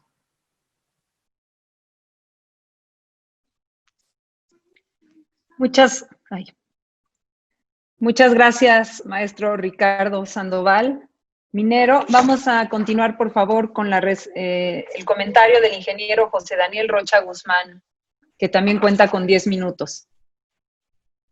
Buenos días a todos. Muchas gracias por la invitación a participar en el taller. Muy buena presentación del doctor Franz Rojas. La verdad es que fue excelente la presentación que nos hizo acerca de la gestión integral del agua. Yo quisiera puntualizar justamente en este último tema, la gestión inteligente del agua, en un caso específico de lo que hemos hecho en la universidad, ¿no? Lo que ha sido Pumagua, ha sido un ejemplo de lo que estamos haciendo desde la Universidad Nacional, para justamente hacer una gestión integral del agua, haciendo uso de todas las tecnologías, con otra componente, ¿no? La componente también de participación social y obviamente la generación de recursos humanos. La siguiente, Jorge, por favor. Bueno, el programa Pumagua tiene como objetivo principal el implementar un programa integral de manejo, uso y reuso del agua en la UNAM, en toda la UNAM, con toda la participación de la comunidad universitaria. Ese es un programa que se generó hace ya cerca de 12 años, en el 2008 comenzamos formalmente nuestras actividades, y que tiene su origen justamente en el 2006, en el sexto Foro Mundial del Agua. Un grupo de investigadores participaron en aquella ocasión en ese foro, y se comenzaron a preguntar qué es lo que estaba haciendo la universidad justamente en el tema del agua, ¿no? A raíz de esta inquietud que surgió en ellos, pues el Consejo Universitario adoptó medidas y creó justamente el Pumagua. La siguiente, Jorge. Básicamente tenemos tres objetivos, ¿no? Desde finales de 2007, principios de 2008, el principal, bueno, los tres principales es reducir el consumo de agua potable, mejorar la gestión integral del agua. El tercero, asegurar la calidad del agua, la calidad del agua potable, residual tratada, que todo lo que se ocupe pues, sea para uso y consumo humano, y fomentar la participación de toda la comunidad universitaria, ¿no? En todas estas actividades, que ellos conozcan cómo se maneja el agua, con qué calidad y, bueno, de dónde viene, ¿no? La siguiente, Jorge. Bueno, Pumagua tenemos mucha interrelación con algunas dependencias. Somos un actor que, como tal, pues no somos como tal operador, somos como tal como una dirección, técnica, digamos. Tenemos una importante colaboración con la dirección de obras, que son propiamente los que instrumentan todas las acciones que hacemos nosotros, la EGACO, la COUS y, bueno, todas las entidades de la universidad. En principio comenzamos por aplicar este modelo de ciudad universitaria y poco a poco hemos ido migrando, digamos, este modelo que hemos instrumentado aquí en CEU, pues a todas las demás entidades de la universidad. La siguiente, Jorge. Básicamente, y muy brevemente, les platicaré de los logros que hemos tenido en nuestras tres componentes, el balance hidráulico. CEU, pues no era una excepción a lo que se tiene, por ejemplo, en la mayor parte de las ciudades del país. Teníamos una cantidad de fugas muy alta, digamos, no había planos, no teníamos medición de consumos, de extracciones, no se medía la calidad del agua, no existía una participación directa, digamos, con los estudiantes en este tema. Lo que hemos logrado en estos 2 años, básicamente, es que hemos logrado reducir en un 50% de las fugas que existían en el sistema. Hemos ya instrumentado un sistema de medición en tiempo real, digamos, que nos permite detectar cuánta agua consume cada edificio, cuánto se extrae de los pozos. Se han sustituido muebles de baño también cerca de 6,000 muebles de baño en toda la universidad, que son muebles justamente de bajo consumo. Se han hecho cambios de vegetación, digamos, nativa, se han mejorado los sistemas de riego, se han renovado plantas de tratamiento y bueno, tenemos ya un proyecto de renovación de la infraestructura hidráulica. En calidad del agua, pues se han colocado pues sensores de monitoreo también en tiempo real, de manera permanente, digamos también de manera puntual. Se ha renovado nuestra planta de tratamiento. Hemos instalado justamente para que la comunidad universitaria dejemos de consumir agua embotellada, pues hemos colocado con apoyo de todas las dependencias de la universidad, pues cerca de 160 bebederos en el campus, para que los estudiantes puedan llenar ahí botellas y que puedan ellos consumir el agua, ¿no? Hacemos a todos estos puntos se les hace un estudio semanal de calidad del agua y le colocamos a los estudiantes a la vista los resultados para que ellos tengan la certeza que esa agua que están ellos haciendo uso pues es bebible, ¿no? Hemos participado con más del 90% de las dependencias de la universidad, casi todas este 90% de la actividad de las dependencias han instrumentado al menos una acción de agua, de colocar un medidor, instalar muebles de baño, renovar su infraestructura, colocar vegetación nativa, en fin, ¿no? Hemos hecho muchos concursos. La siguiente, Jorge. En lo que tiene que ver con la gestión inteligente del agua, Pomagua, hacemos uso de distintas tecnologías, digamos, para hacer una medición inteligente, para hacer una medición inteligente de flujo, de calidad, para atender las fugas, para reducir los consumos y obviamente para nuestra plataforma de mostrar todo que es nuestro observatorio del agua, que hace un momento lo comentaba el doctor Fran Rojas, ¿no? En cuanto a medición inteligente, tenemos en CEU y en algunas entidades de la universidad más de 250 equipos de macro y micromedición con distintas tecnologías. Son equipos de tipo electromagnético, ultrasónicos, volumétricos y con transmisión vía radiofrecuencia. En algunos casos también estamos comenzando ya a migrar a transmisión vía GSM, ¿no? La calidad del agua, tenemos más de 200 puntos de agua potable que estamos pues muestreando, digamos, de manera puntual, en algunos casos permanente, y también tienen una transmisión vía pues, celular, digamos, tienen una transmisión que lo podemos visualizar, digamos, en tiempo real, ¿no? Y toda esta información es aperturada al público, ¿no? Y en cuanto a fugas, pues bueno, tenemos nuestro sistema de alertamiento, que es la medición inteligente, pero también tenemos equipos de detección, localización de fugas, tanto en la red como en los edificios. Es digamos, otra historia de buscar fugas en los edificios, como por ejemplo en la red de agua potable, ¿no? Tenemos un control de presiones, con la más reciente tecnología. Y en reducción de consumos, pues hemos instalado más de 6,000 equipos de bajo consumo, se han renovado plantas de tratamiento, se ha reutilizado, digamos, el agua que se vierte al sistema de drenaje para regar, al menos ahorita en un principio, 50 hectáreas del campo, ¿no? Nuestro observatorio hidráulico funge justamente como esa conexión pues, con la comunidad universitaria para que ellos mismos puedan visualizar, en principio, cuánta agua se consume, con qué calidad y cuántas dependencias participan en el programa, ¿no? Al menos con una acción. La siguiente, Jorge. Bueno, nuestro observatorio pues es básicamente una interfaz, digamos, gráfica, que básicamente procesa toda la información de medición de calidad del agua y consta de sensores, de algunas antenas que tenemos colocadas. Entonces se transmite al servidor central de la universidad y posteriormente a través de las bases de datos y la programación que se le hizo, pues podemos totalmente visualizar la información de cantidad, de calidad y de participación que se genera todos los días. Siguiente. En el caso, por ejemplo, de las fugas, pues este es un sistema que tenemos de alertas por fugas. Comentaba el doctor Fran Rojas que una de las ventajas de tener una tecnología de ese tipo es justamente que nos podemos enterar, digamos, de manera más rápida de cuándo sucede una fuga. En la imagen, ustedes pueden visualizar esos puntitos verdes, anaranjados y rojos, se refieren a todos los equipos de micromedición y de macromedición que tenemos instalados en el campus. Los puntitos en verde se refieren a que no hay fuga, pero los puntitos que ya te parecen naranja y rojo, pues se refieren a que existe una fuga. Cuando se reporta una fuga, nosotros lo que hacemos primero es pues, confirmarla, ¿no? El observatorio del agua que tenemos pues, nos permite visualizar en qué edificio está en particular una fuga, pero también de qué magnitud y cuánto tiempo tiene de haber aparecido, para en este momento nosotros priorizar y evidentemente atenderlas conforme al tamaño, ¿no? La siguiente. Este es el proceso que hemos seguido. Aparece la fuga, el sistema nos lo alerta. Nosotros hacemos una confirmación. Muchas veces sucede que en el campus hay equipos, en algunos institutos, que requieren agua durante un cierto periodo de tiempo y el medidor nos hace suponer que es una fuga, pero pues no es una fuga, realmente es un consumo extraordinario. Entonces confirmamos, cuando confirmamos que efectivamente corresponde a una fuga, el consumo extraordinario, pues damos aviso a la dependencia, nos ponemos a trabajar en ella, digamos, con apoyo propiamente de los trabajadores internos del edificio o de la dependencia, hasta que se repara, ¿no? En ese proceso, pues, hacemos uso pues, de todas las tecnologías, ¿no? De tener planos, ocupamos nuestros equipos, geófonos, correladores, tenemos algunos equipos de medición portátil que nos ayudan pues, propiamente a visualizar así en qué sentido y de qué tamaño son las fugas. Muchas veces una fuga está distribuida en varios puntos de un edificio y eso es lo que a veces dificulta encontrar una fuga en un edificio. En la red también hacemos lo mismo, ¿no? Lo siguiente, Jorge. Bueno, es un ejemplo de unas fugas que hemos reparado en algunas facultades de la universidad, en el campus central. La siguiente.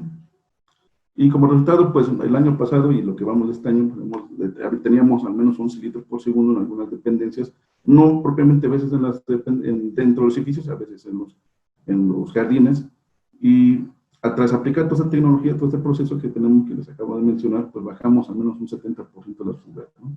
En los edificios, ¿no? Tenemos todavía el tema de las fugas en la red, que eso también lo estamos atendiendo de manera más puntual con la visión de obras. La siguiente, Jorge. También pues tenemos un monitoreo de la calidad del agua, entonces un tema que le damos a conocer a la población, bueno, a la comunidad universitaria, pues de manera puntual en nuestro observatorio.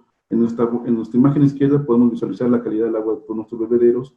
Cuando un bebedero se pone en amarillo, quiere decir que se tiene que dejar de operación, sacar de operación, porque no es posible o permitido, digamos, el protocolo que tenemos no permite que si un bebedero no cumple con la norma, digamos, pues se llegue a operar, se cierra inmediatamente, ¿no? Y ahí me muestro la gráfica de monitoreo puntual que tenemos de agua durante todo este mes en lo que llevamos y el equipo que lo hace posible. La siguiente, Jorge. Y bueno, en cuanto a participación, pues tenemos un monitoreo de cuántas acciones hace cada facultad en acciones del agua, desde colocar sus equipos de medición, que coloquen vegetación nativa, que coloquen moldes de baño. Hacemos distintas dinámicas con la comunidad universitaria, pues, y recientemente concluimos un concurso interfacultades para el suficiente del agua, donde tuvimos la participación de 10 de las 14 facultades más grandes del campus. Ingeniero Rocha, le queda un minuto, disculpe la interrupción. La siguiente, ya voy a concluir, ya estoy concluyendo prácticamente. ¿Qué es lo que sigue? Pues bueno, generar nuevas tecnologías para hacer esta información más expedita. Tenemos que renovar infraestructura, tenemos que reducir fugas. La siguiente.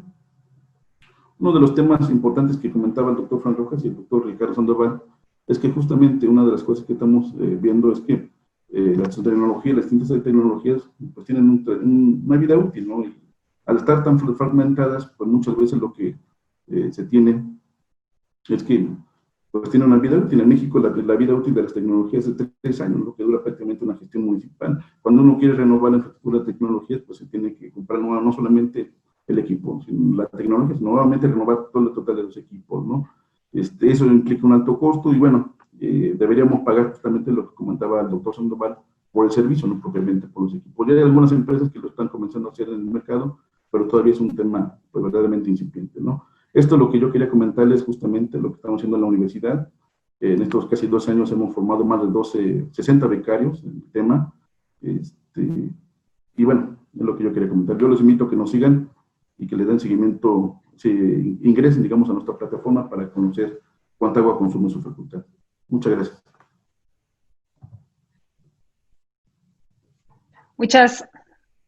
Muchas gracias, ingeniero José Daniel Rocha Guzmán. Continuamos con la última intervención, que son los comentarios del doctor Luis Javier Castro Castro, con 10 minutos de intervención. Gracias, doctor.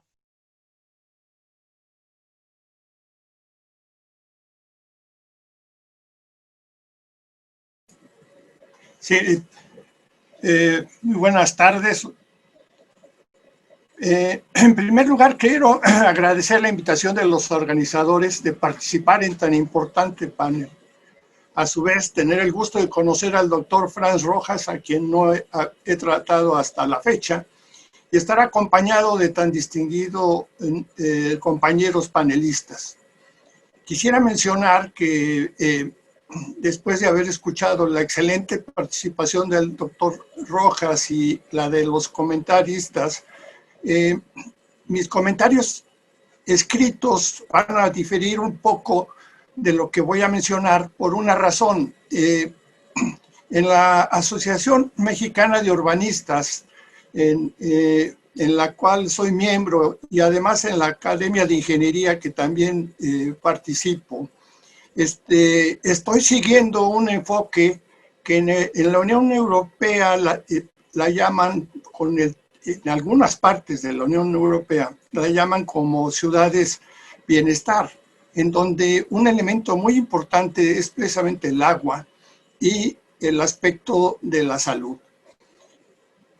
es mucho un enfoque que así me han identificado y se los agradezco, de un urbanismo sistémico.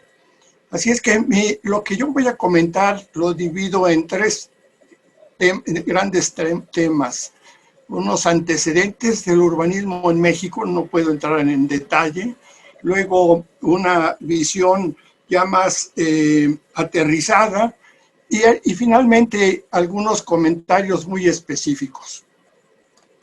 En la primera parte, en los antecedentes, quisiera resaltar que mientras apenas hace 2 décadas en México, sean los 90s, hasta finales de 90s, empezando el siglo XXI, México contaba con alrededor de 120 ciudades de menos de 1,5 millones de habitantes, de las cuales aproximadamente 40% eran definidas como ciudades medias y el resto pequeñas, que generalmente eran menores de 50,000 habitantes y mayores de 2,500. Localidades mayores de 2,500. Esto sin contar las 4 grandes ciudades que en aquel entonces predominaban, que eran la Ciudad de México, Guadalajara, Monterrey y Puebla.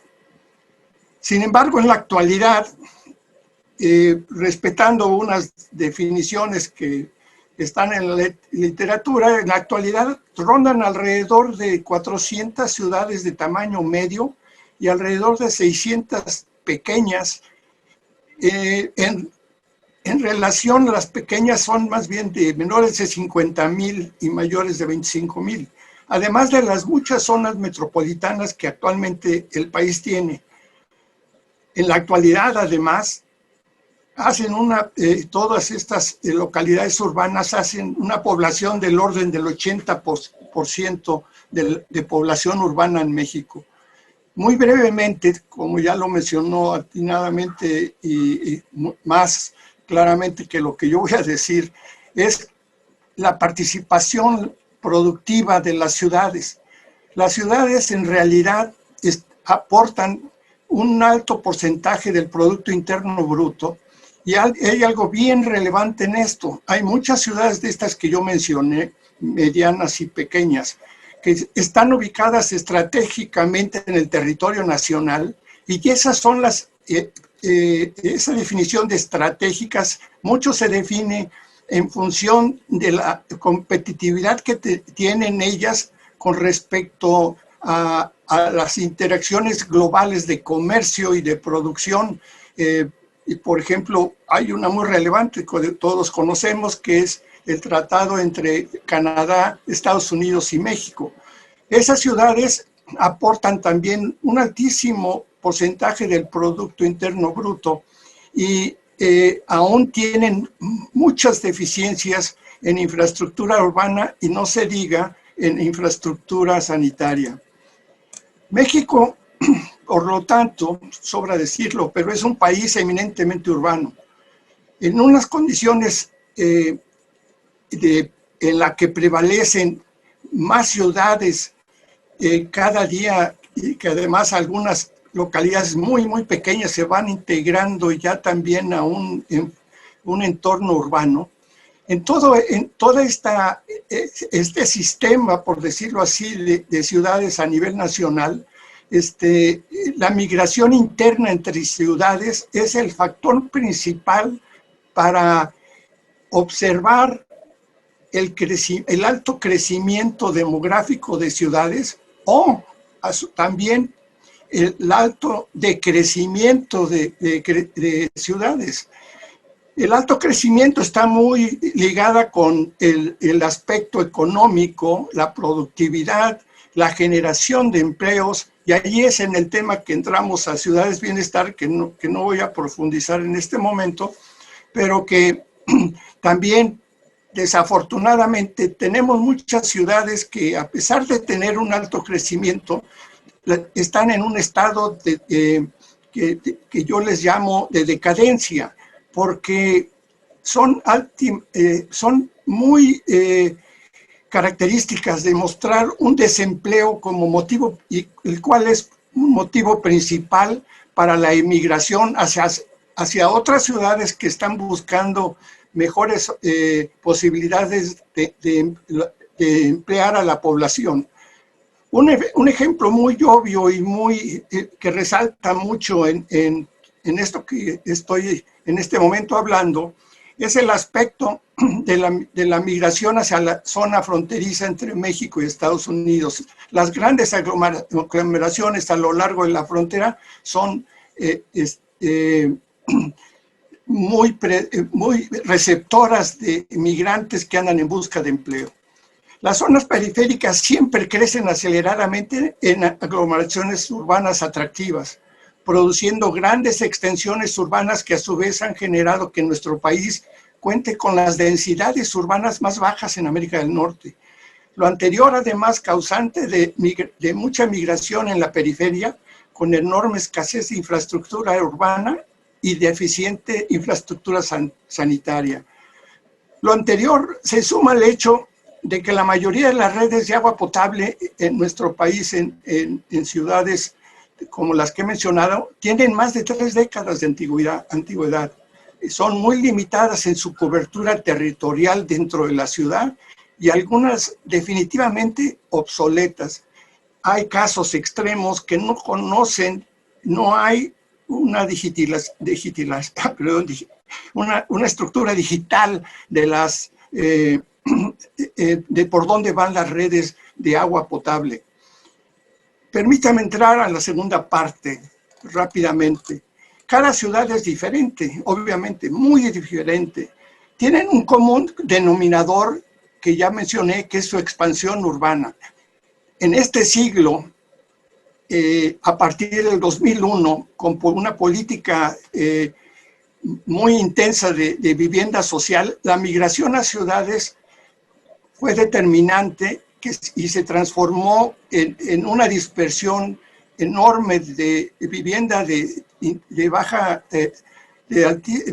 muy baja densidad alrededor de las periferias, lo cual causa que se transforme la movilidad interna de la ciudad como muy intensa, causante de una dinámica muy fuerte de la distribución de la demanda de agua territorial. Quiero decir, la gente vive alejada de la ciudad, pero se traslada diariamente a las fuentes de trabajo. Adicionalmente, la expansión de la mancha urbana, la modificación de usos del suelo y falta de planificación han incrementado la vulnerabilidad de muchos de estos centros de población ante inundaciones, como es el caso del sureste del país, y sequías en el norte de México. Cuando no se respetan los usos del suelo y sus densidades en la demanda, crece la incertidumbre en el comportamiento del sistema de gestión de agua potable. La movilidad, como mencioné, es otro factor. Y en dónde se origina y a qué hora del día es fundamental. En qué zona y cuándo se tendrá agua para suministrarla. Esas son preguntas ya que nos tenemos que enfrentar hacia un reto enorme para implementar una ciudad inteligente, o podríamos mencionarla como ya la indicó el doctor Fernando González Villarreal, una ciudad hidrointeligente. Algunas recomendaciones es que doctor, disculpe, estamos ya casi en tiempo. Sí, ya terminé. Además de las TICs, la inteligencia artificial y el blockchain, existen modelos de simulación muy dirigidos al aspecto del urbanismo sistémico, que son modelos de simulación dinámica urbana. Algunas funcionan, por decirlo así, como vasos comunicantes, y modelos de equilibrio general para mejorar el uso y densidades de acuerdo al cambio climático, cuidado de los recursos naturales y respeto al hábitat de pueblos originarios. Muchas gracias y hay mucho de qué hablar en este tema. Ya terminé. Muchas gracias por su participación, doctor Luis Javier Castro. Ay. Una disculpa. Bueno, vamos a pasar a la ronda de preguntas que se va a organizar en grupos de 3 preguntas, y cada uno de los voy a hacer en total cuatro rondas de preguntas, y cada uno de los participantes va a tener 4 minutos para contestar. Entonces voy a empezar con las primeras 3, que son específicamente dirigidas al doctor Franz Rojas. Nos pregunta Joaquín Flores, ¿el mejor relacionamiento con el ciudadano implica información continua o una educación continua? La segunda pregunta, también para el doctor Rojas, dice, de Edén Galindo. Retomando que Latinoamérica posee 1/3 de los recursos de agua fresca del mundo y 1/8 de la población mundial, ¿cuál es la situación actual en materia de transferencia de tecnología en el rubro del tratamiento del agua potable y residual para garantizar el acceso a este recurso en las próximas generaciones? Y por último, la pregunta de Carlos Abraham Ochoa, ¿qué papel considera que jugará la llamada agricultura de precisión en las ciudades inteligentes y el uso del agua? Gracias. Cedo la palabra al doctor Franz Rojas. Muchas gracias por las preguntas. Como tenemos poco tiempo, me referiré muy rápidamente a ellas. Sin duda que la educación es mucho más amplia que la información, ¿no? Y yo creo que, atendiendo a la primera pregunta, si buscamos una gobernanza, la gobernanza es, si lo definimos en apretada síntesis, el equilibrio dinámico entre las demandas sociales y la capacidad del Estado para poder atenderlas, ¿no? Y ese equilibrio dinámico donde a veces hay mayores demandas de capacidad del Estado para ello. Y tiene que estar regido por criterios de transparencia, de rendición de cuentas y de participación. En ese sentido, si apuntamos a una gobernanza, tiene que ir de la mano de una participación, pero una participación responsable. Y diría eso tiene que ver con educación, pero para tener también un vehículo de buena educación es tener información confiable, oportuna y clara. Respecto a la siguiente pregunta sobre las posibilidades de la región hacia las tecnologías. Bueno, es parte del trabajo que hacemos muchas de las multilaterales y también los gobiernos y la academia, avanzar en soluciones tecnológicas cada vez más costo eficientes, ¿no? Yo creo que hay todavía un reto para ello y particularmente no solamente avanzar en las tecnologías grises. Yo quisiera hacer énfasis también a la oportunidad de combinar las infraestructura gris con la infraestructura verde. Y yo creo que en esta combinación inteligente hay también caminos de costo-efectividad y mucho más ambientemente, digamos, aceptables como tal. El uso de humedales y otros parecen ser, los humedales, por ejemplo, son una infraestructura verde que no solamente puede servir para el tratamiento de aguas residuales, puede servir para el control de las avenidas o las inundaciones y también puede servir para la captación y recarga de acuíferos para fines de sequías. Entonces, por ejemplo, este es un elemento que hay que mirarlo con mayor detenimiento y su potencial. Finalmente, creo que hablaban sobre la agricultura de la precisión. Bueno, efectivamente en América Latina más del 70% del uso va a la agricultura y a nivel mundial andamos con un porcentaje similar. Eso significa también avanzar en una agricultura resiliente y con mayor capacidad de hacer un aprovechamiento más sostenible, ¿no?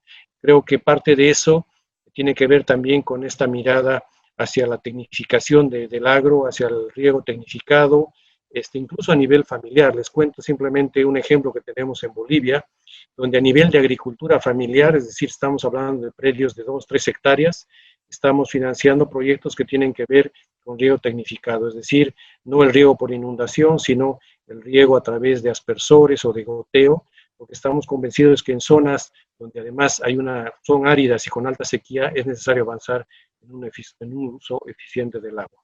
Creo que hasta ahí me quedaría para dar paso a las más preguntas a los panelistas. Gracias.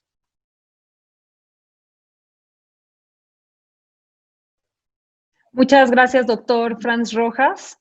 Vamos a continuar con las preguntas para el maestro Ricardo Sandoval. También son 3 preguntas. La primera es de Thorsten Linger. Dice, para salir de la sombra entre comillas, reactiva como sector en el territorio, ¿cuál es su propuesta concreta de posicionarse como un ente más proactivo? La segunda pregunta es de Adrián López y dice, ¿ve usted favorable la creación de un banco autónomo del agua donde se destinen los recursos financieros y económicos destinados exclusivamente a la seguridad hídrica? Y la tercera dice, México tiene distintas realidades. Muchos municipios no pueden acceder a créditos y financiamiento para obras de infraestructura urbana. Esta pregunta es de Dieidre Cárdenas y es un comentario, pero creo que vale la pena hablar sobre él. Gracias, maestro Ricardo Sandoval. Sí, al contrario. Bueno, muy rápido. Tema de la reacción, yo creo que tiene varias razones. Una es porque en general las autoridades del agua, ya sea la CONAGUA como autoridad de la gestión del recurso, o las autoridades municipales como autoridades en el suministro del servicio, normalmente no tienen atribuciones en cuanto al manejo del territorio, ¿sí? Entonces hablamos de gestión integrada de cuencas, etcétera, pero las atribuciones legales de la CONAGUA están muy acotadas a temas casi hidráulicos y de calidad del agua, ¿sí? El comentario era porque, bueno, por lo que yo he revisado en alguna bibliografía, justamente la tecnología lo que está permitiendo es que nos sentemos con los desarrolladores urbanos, que tengamos este diálogo y que podamos ver juntos. Básicamente los cambios del territorio tienen impacto sobre el manejo del agua, pero también el manejo del agua puede impactar criterios de desarrollo, por ejemplo, de equidad en el suministro de agua, ¿no? Creo yo que se están abriendo ya ventanas para tener esta colaboración. Hay algunos mecanismos, por ejemplo, ya muy específicos en cuanto a lo que es la autorización de factibilidades del agua, donde siempre el problema es que va primero la autorización del suelo y luego la del agua o viceversa, ¿no? Y realmente, por ejemplo, aquí en Ciudad de México entiendo que hay un comité que trata de que la labor del agua y del desarrollo urbano y del medio ambiente estén coordinadas. Seguramente esto se va a seguir dando. Habrá que revisar los marcos legales y esto se tiene que hacer a nivel local de acuerdo a las condiciones de cada ciudad. Pero yo creo que mi comentario iba en el sentido de que en todo el mundo parece ser que la introducción de nuevas tecnologías, tanto de geomática como de informática, están permitiendo que haya ese diálogo y haya esa, sobre todo, visión prospectiva, ¿no? Justamente no reaccionar a lo que ya ocurrió, sino prever lo que puede estar ocurriendo y qué impacto va a tener en el ciclo del agua, en el ciclo urbano del agua y en el tema urbano también. En cuanto a financiamiento, las segundas y terceras preguntas son muy similares. Bueno, el comentario también era en el sentido de que hemos tenido un sistema que está en México, además, ¿no? Para quienes nos escuchan en otros países puede sonar extraño, pero aquí es curioso, la gran parte de las inversiones de capital dependen de subsidios federales y subsidios que se dan ya sea por aportaciones y participaciones que acaban siendo contraparte de los programas federales o por programas federales. Entonces, es todo un proceso que se lleva 6, 7 meses, desde septiembre hasta, no sé, junio, para invertir en ampliar y rehabilitar infraestructura, pero no tenemos mecanismos que propicien la mejora de la eficiencia. Entonces, el comentario muy concreto es, los sistemas de manejo inteligente del agua sí están generando ya cambios, sí están generando ya mejoras. Hay organismos que están aplicando esto para reducir fugas, para mejorar la medición, etcétera. Pero si tuviéramos un contexto institucional más propicio y que estuviera de manera más clara premiando la mejora de la eficiencia, el potencial sería todavía mayor. ¿Cómo hay que hacerlo? Yo creo que, bueno, seguramente aquí entre los participantes hay muchos que tendrían muchas aportaciones útiles. Creo que hay que abrir ese diálogo. Yo no tendría todas las respuestas, por supuesto. Un fondo para invertir en esto, pues puede ser bueno, pero hay que cuidarnos también de que se resuelvan todos los detalles, ¿no? Yo creo que el tema del financiamiento, el manejo inteligente del agua, creo que abre un espacio importante de discusión que no podríamos cubrir en este momento. Gracias.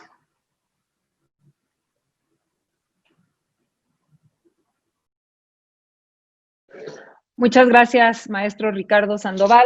Ahora voy a hacer una serie de preguntas que aquí nuestros participantes le dirigen al ingeniero José Daniel Rocha. De Adriana Espino, doctor Rocha, en las acciones y resultados que han tenido como Pumagua, No se mencionan sistemas de captación de agua de lluvia ni acciones como uso de pavimentos permeables en camellones o banquetas, lo cual puede incrementar la capacidad de recarga, siendo que CU es zona de recarga. ¿Tienen planeado alguna de estas acciones para el futuro? La segunda, de Carlos Abraham Moya, ¿la UNAM trata el 100% de sus aguas residuales? Y la tercera, de Eduardo Sánchez, ¿qué propone la UNAM en coordinación con las universidades del resto del país para fomentar más en estudiantes media superior? Adelante, ingeniero Rocha. Bueno, en relación a la primera pregunta, no lo mencioné, pero la universidad ha hecho varias acciones. Hay un proyecto piloto que se llama Jugo de Nube, donde se capta el agua de lluvia, se potabiliza y se destina a algunos bebederos, para que la población pueda hacer uso de esa agua. Es un proyecto todavía a nivel muy piloto, digamos, porque también hay que medir varias variables, ¿no?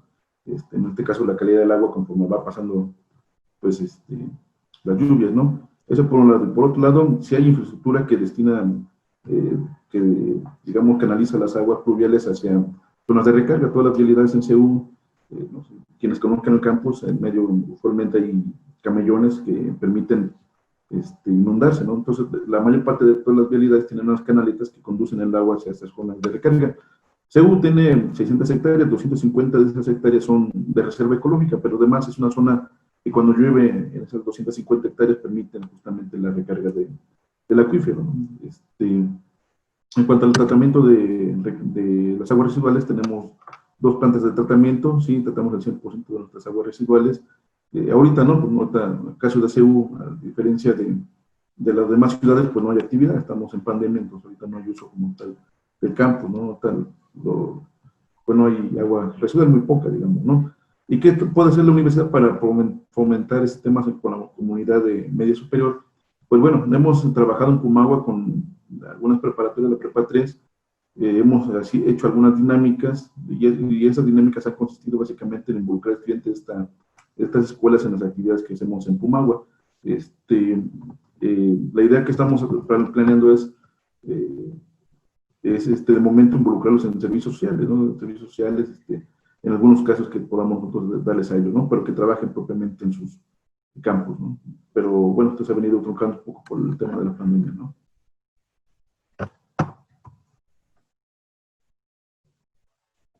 Muchas gracias, ingeniero José Daniel Rocha. Aprovecho para decirles que a través del chat se ha compartido un link para que puedan registrar su asistencia a los eventos. Bueno, por último, vamos con las preguntas dirigidas al doctor Luis Javier Castro, por parte de Patricia Dueñas. La primera, hay ciudades en México que van creciendo a paso acelerado, rebasando toda planeación y servicios. Tijuana, por ejemplo. En estos casos, ¿se puede lograr la gestión inteligente del agua y ser ciudad inteligente? En segundo lugar, Mónica Rivas Bazán dice, felicidades, doctor Luis Javier. Menciona temas muy importantes, el uso de suelo, densidades urbanas, dispersión urbana. Mi pregunta es, ¿debemos avanzar en nuevas políticas urbanas? ¿Cómo avanzar en ello? Y la tercera pregunta del doctor Carlos Monroy Hermosillo, muy importante el tema que enfatiza el doctor Luis Javier Castro, que refuerza tesis en el sentido que los planes de desarrollo urbano deben estar basados en los planes hídricos y los atlas de riesgos. Incluso urge un rediseño de las ciudades basado en estos criterios. Le doy la palabra al doctor Castro. Sí, las 3 preguntas las voy a contestar resumiéndolas en uno, porque tienen que ver. Desde luego, Tijuana, como lo son muchas ciudades fronterizas y muchas ciudades de altísimo crecimiento demográfico, el incorporar vamos a llamarlas todavía sin llegar a ciudades inteligentes, al incorporar las TICs en sus diferentes formas de manifestarse, me refiero a desde el punto de vista tecnologías, un aspecto fundamental que se puede seguir dándole seguimiento y tratando de producir evaluaciones y corregir algunas tendencias es a través de la aplicación de drones que están viendo, pueden estar tomando mediciones hacia dónde está creciendo la ciudad irregularmente. Eso ayudaría mucho para que no se saliera de los planes de desarrollo urbano de áreas metropolitanas y de ciudades o a nivel municipal, como también lo mencionó el doctor Monroy. Y desde luego, los temas que el doctor Monroy mencionó son muy buenas sugerencias para incluir en la planeación de las ciudades, ¿no? Eso es todo.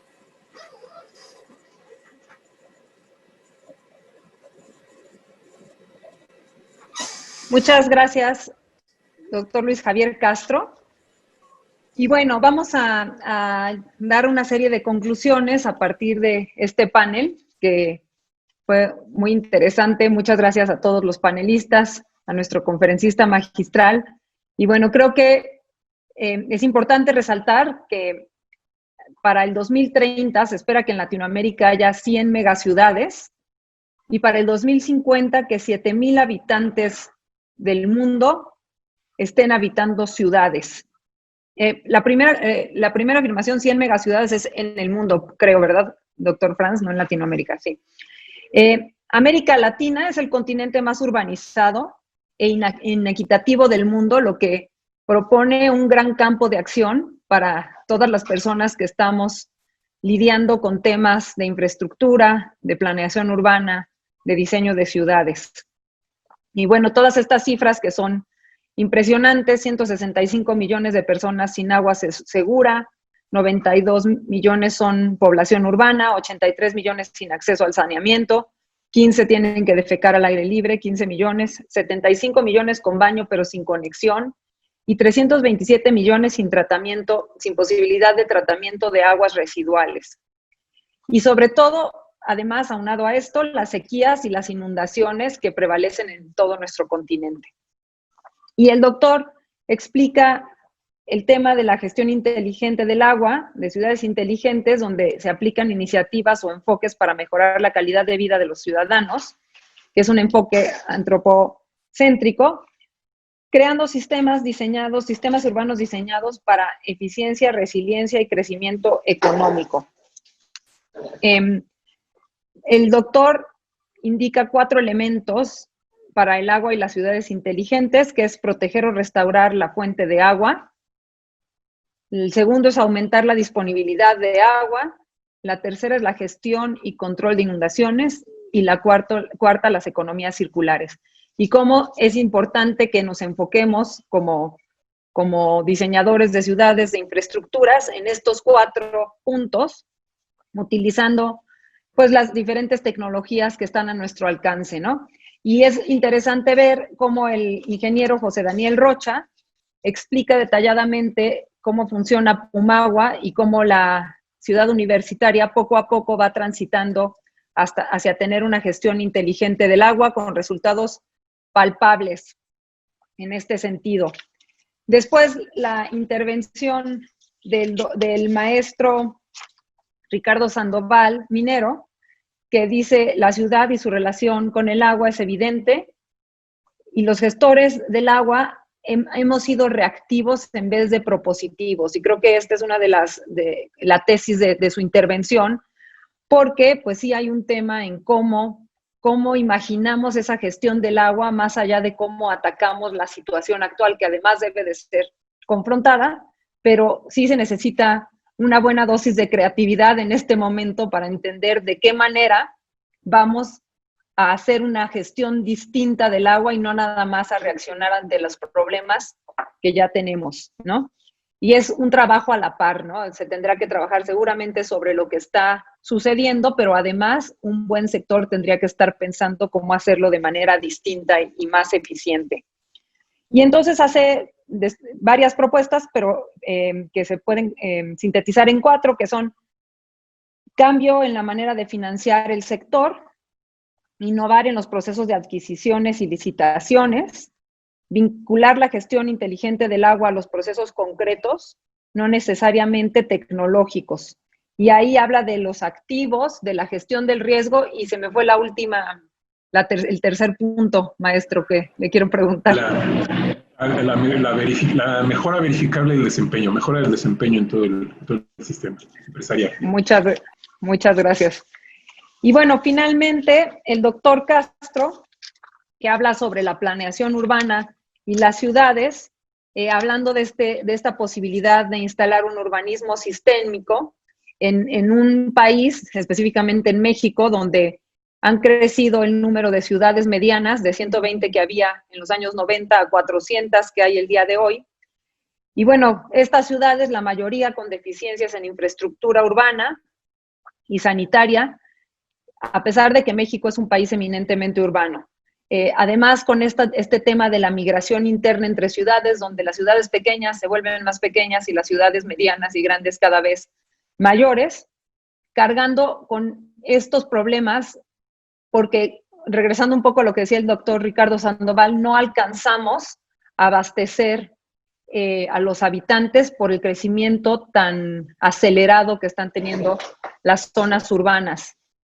Entonces, quizá tendríamos que empezar a pensar en esta hidrointeligencia hídrica, o inteligencia hídrica más bien, del agua, para manejar el agua, donde por un lado está la gestión inteligente a través de tecnologías digitales, pero donde seguramente también hay cabida para otro tipo de alternativas, que también ya lo mencionaba el doctor Franz Rojas, infraestructuras verdes o quizá cierto tipo de infraestructuras que no necesariamente dependen de estar conectados a, por ejemplo, el Internet o de tener un sistema de abastecimiento de agua potable formal, sino empezar a entender qué otras formas hay para poder hacer del recurso y del saneamiento a la mayor parte de la población urbana en nuestro país y en Latinoamérica. Y entonces el doctor propone modelos de simulación dinámica urbana y en general poder establecer un equilibrio para el mejor uso del agua y del saneamiento. Pues bueno, con estas conclusiones agradecemos muchísimo la participación de todos nuestros comentaristas y nuestro conferencista magistral, doctor Franz Rojas, el ingeniero José Daniel Rocha Guzmán, el maestro Ricardo Sandoval Minero y el doctor Luis Javier Castro Castro. Y yo agradezco la invitación a moderar este panel. Es un honor y un gusto saber que tanta gente está interesada en estos temas. Loreta, muchísimas gracias por tu participación muy destacada dentro de esta primera sesión de nuestro taller. Les agradecemos mucho a todos los participantes, a Franz Rojas, a José Daniel Rocha, a Luis Javier Castro y a Ricardo Sandoval. Y nuestro proceso que estamos pensando para todos los resultados es integrar un documento, prácticamente el capítulo que pueda ser un capítulo de un libro, en donde pongamos en el centro la ponencia maestra con algunas modificaciones que resulten de esta sesión, que le vamos a pedir un esfuercito más a Franz Rojas, una contribución más, y integrando claramente también los comentarios de los ponentes y la excelente síntesis que nos hizo Loreta hace un momento. Cuando tengamos estos 5 versículos de los talleres de innovación, entonces integraremos un libro el año que entra, en donde les vamos a pedir a todos que aprueben desde luego la publicación, y en donde podamos hablar entonces de las innovaciones científicas, tecnológicas y sociales para el alcance de la seguridad hídrica en México. Yo quiero agradecerles a todos la participación que tuvimos una muy alta participación, especialmente a los ponentes, a la ponencia principal, la ponencia maestra, y a los comentaristas. Me dan una panorámica muy importante de lo que son el problema de las ciudades, las ciudades hidrointeligentes, y especialmente a Rosa María Ramírez, que creo que sigue con nosotros. Muchísimas gracias a todos por participar. Nos vemos entonces, haremos un taller hoy en la tarde y estaremos en contacto con ustedes con las preguntas que nos hayan hecho. Jorge Arriaga, te doy el micrófono para que nos hagas los anuncios finales. Muchas gracias, doctor González Villarreal, y muchas gracias a todos los participantes. Simplemente decirles que se encuentran disponibles porque hay muchas preguntas sobre dónde podrán ver de nuevo estas ponencias. Las pueden ver en nuestro canal de YouTube. Nos encuentran como Red del Agua UNAM. Ahí se quedarán grabadas no solo este taller internacional, sino todos los webinars que hemos tenido. Y los esperamos entonces el día de mañana a las 10 de la mañana también. Muchísimas gracias a todos y hasta mañana. Hasta luego.